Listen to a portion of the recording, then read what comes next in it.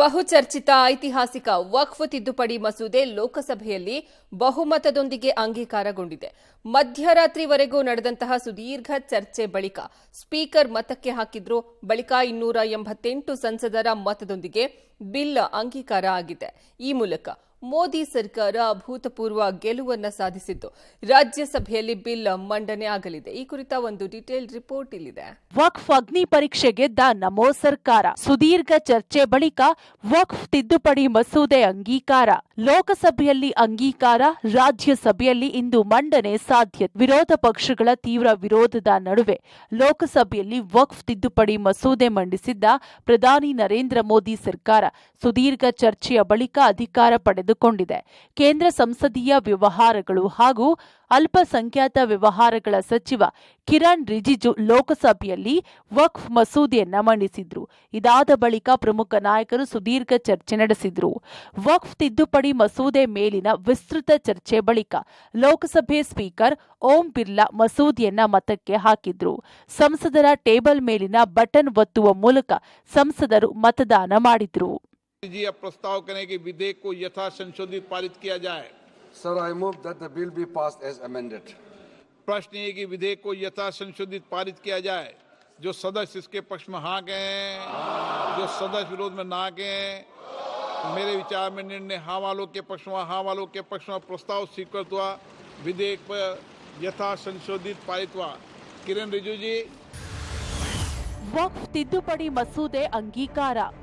ಸುದೀರ್ಘ ಚರ್ಚೆ ಬಳಿಕ ವಕ್ಫ್ ತಿದ್ದುಪಡಿ ಮಸೂದೆ ಲೋಕಸಭೆಯಲ್ಲಿ ಅಂಗೀಕಾರವಾಗಿದೆ. ಇನ್ನು ಮತದಾನಕ್ಕೂ ಮುನ್ನ ಚರ್ಚೆ ವೇಳೆ ಎಂಐಎಂ ಸಂಸದ ಓವೈಸಿ ಮಸೂದೆ ಪ್ರತಿಯನ್ನ ಹರಿದು ಹಾಕಿ ಆಕ್ರೋಶ ಹೊರಹಾಕಿದ್ರು. ಈ ಮಸೂದೆ ಮುಸ್ಲಿಂ ವಿರೋಧವಾಗಿದೆ. ಇದು ಮುಸ್ಲಿಮರಿಗೆ ರಕ್ಷಣೆ ಕೊಡುವುದಿಲ್ಲ. ಇದು ಆರ್ಟಿಕಲ್ 26 ರ ಉಲ್ಲಂಘನೆ. ಈ ಮಸೂದೆ ಜಾರಿಯಾದ್ರೆ ಪಾರಂಪರಿಕ ದೇಗುಲಗಳು ರಕ್ಷಣೆಗೊಳಪಡುತ್ತವೆಯೇ ಹೊರತು ಮಸೀದಿಗಳಲ್ಲ ಎಂದರು. ಇದೊಂದು ಅಸಂವಿಧಾನಿಕ ಬಿಲ್ ಎಂದು ಪ್ರತಿಯನ್ನ ಹರಿದು ಹಾಕಿ ಆಕ್ರೋಶ ಹೊರಹಾಕಿದ್ರು. मैं इस कानून को कबूल नहीं करता हूं. तो महात्मा गांधी ने क्या किया? उन्होंने उस कानून को फाड़ दिया. तो मैं गांधी की तरह इस कानून को फाड़ता हूं. ये अनकॉन्स्टिट्यूशनल है सर. इस देश में झगड़े पैदा करने का काम बीजेपी करना चाहती है मस्जिद और मंदिर के नाम पर. इसीलिए मैं इसका कंडेम करता हूं और मैं आपसे गुजारिश करता हूं कि मैंने अपने 10 अमेंडमेंट दी हैं, आप इसको कबूल करिए सर. मुझे बोलने का मौका दीजिए और उस पर ಡಿವಿಷನ್ का मैं डिमांड भी करूंगा. ಸ್ವಾಮಿನಾಥನ್ ವರದಿ ಪ್ರಸ್ತಾಪಿಸಿದ ಜೆಪಿಸಿ ಮುಖ್ಯಸ್ಥ ಸಂಸದ ಜಗದಾಂಬಿಕಾ ಪಾಲ್, ನಮ್ಮ ಸರ್ಕಾರ ಬಡ ಮುಸ್ಲಿಮರಿಗಾಗಿ ಶ್ರಮಿಸುತ್ತಿದೆ. ಮೋದಿ ಸರ್ಕಾರದ ಅತ್ಯಮೂಲ್ಯವಾದ ಮಸೂದೆ ಇದು. ಮೋದಿ ಮುಸ್ಲಿಮರ ಏಳಿಗೆಗೆ ಶ್ರಮಿಸುತ್ತಿದ್ದಾರೆ ಎಂದು ಹೇಳಿದ್ರು. ಅಲ್ಲದೆ ಓವೈಸಿ ಪ್ರತಿ ಹರಿದು ಹಾಕಿ ಅಸಂವಿಧಾನಿಕ ಎಂದು ಕಿಡಿಕಾರಿದ್ರು.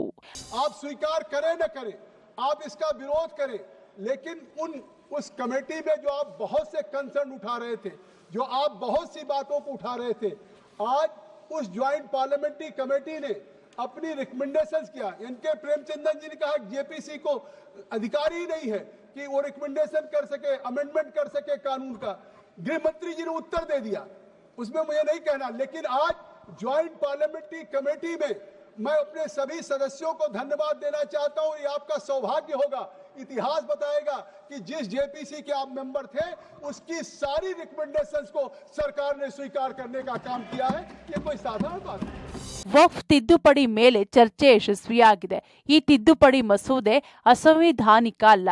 ಅಸಂವಿಧಾನಿಕ ಎಂದೇಳುವುದು ಸರಿಯಲ್ಲ. ಕೆಲವರು ಅರ್ಥವಾಗಿಯೂ ಅರ್ಥವಾಗದಂತೆ ಇದ್ದಾರೆ. ಅವರಿಗೆ ನಾನು ಅರ್ಥ ಮಾಡಿಸಲು ಸಾಧ್ಯವಿಲ್ಲ. ಕೆಲವರು ತರ್ಕಹೀನವಾದ ಮುಂದಿಟ್ಟಿದ್ದಾರೆ ಎಂದರು. ವಕ್ಫ್ ಬೋರ್ಡ್ ಅಕ್ರಮವಾಗಿ ಜಮೀನು ಕಬ್ಜಾ ಮಾಡಿದೆ. ಈ ಮಸೂದೆ ದೇಶದಲ್ಲಿ ಸಮಾನತೆ ತರಲಿದೆ. ಈ ಮಸೂದೆ ಅಸಂವಿಧಾನಿಕ ಇದ್ದಿದ್ರೆ ಯಾಕೆ ಕೋರ್ಟ್ ತಡೆಯಲಿಲ್ಲ ಎಂದರು. ಅಲ್ಲದೆ ಓವೈಸಿ ಪ್ರತಿ ಹರಿದು ಹಾಕಿದ್ದಕ್ಕೆ ಟೀಕಿಸಿದ್ರು. मैं दावे के साथ कह सकता हूं, मैं खुद एक माइनॉरिटी हूं. हिंदुस्तान से ज्यादा माइनॉरिटी का सेफ्टी कहीं और नहीं है. इस देश में हर एक माइनॉरिटी शान से जीने का अधिकार रखता है। ಈ ಮಸೂದೆಯ ಅಂಗೀಕಾರದೊಂದಿಗೆ ಇದೀಗ ರಾಜ್ಯಸಭೆಯಲ್ಲಿ ಅದರ ಮುಂದಿನ ಹಂತದ ಪರಿಶೀಲನೆಗೆ ದಾರಿ ಮುಕ್ತವಾಗಿದೆ. ಆಡಳಿತ ಪಕ್ಷವು ಈ ತಿದ್ದುಪಡಿಗಳನ್ನ ಗೇಮ್ ಚೇಂಜರ್ ಎಂದು ಬಣ್ಣಿಸಿದ್ರೆ, ವಿರೋಧ ಪಕ್ಷಗಳು ಇದನ್ನ ಸಮುದಾಯದ ಹಕ್ಕುಗಳ ಮೇಲಿನ ದಾಳಿ ಎಂದು ಟೀಕಿಸಿವೆ. ಮುಂದೆ ಈ ಮಸೂದೆ ರಾಜ್ಯಸಭೆಯಲ್ಲಿ ಮಂಡನೆಯಾಗಲಿದೆ. ಶಬ್ಬೀರ್, ಪಬ್ಲಿಕ್ ಟಿವಿ, ನವದೆಹಲಿ.